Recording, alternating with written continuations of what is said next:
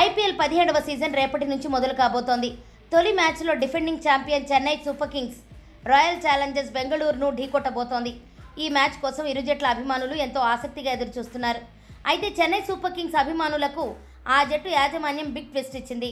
Chennai Super Kings కొత్త కెప్టెన్గా రుతురాజ్ గైక్వాడ్ను నియమించింది. ఈ విషయాన్ని ఐపీఎల్ ఎక్స్ హ్యాండిల్ ద్వారా ప్రకటించింది.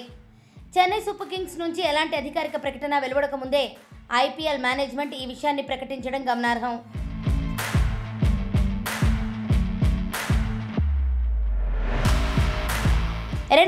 నుంచి చెన్నై సూపర్ కింగ్స్ కెప్టెన్గా ధోని కొనసాగుతున్నాడు.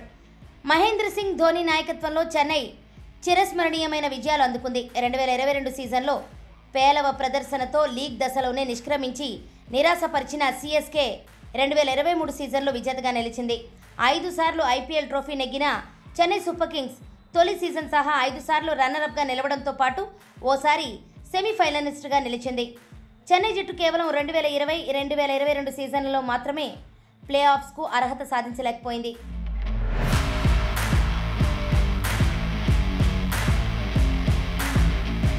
ఐపీఎల్ 2024లో కొత్త పాత్రలో కనిపిస్తానని కొద్ది రోజుల క్రితమే ధోని ప్రకటించాడు. దీంతో మహీ కెప్టెన్సీ వదిలేస్తాడేమోననే ఊహాగానాలు మొదలయ్యాయి.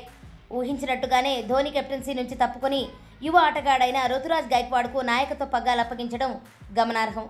2024 సీజన్ మొత్తం ధోని ఆడతాడా లేదంటే కొన్ని మ్యాచ్ల్లోనే ఆడతాడా అనేది ఇప్పుడు సస్పెన్స్గా మారింది.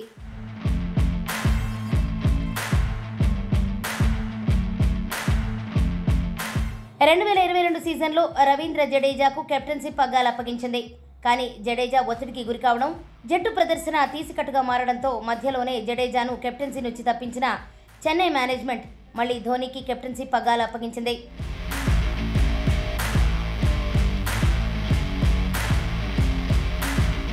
2023 సీజన్లో టైటిల్ గెలిచిన తర్వాత ధోని ఐపీఎల్కు సైతం రిటైర్మెంట్ ప్రకటించొచ్చని చాలామంది భావించారు.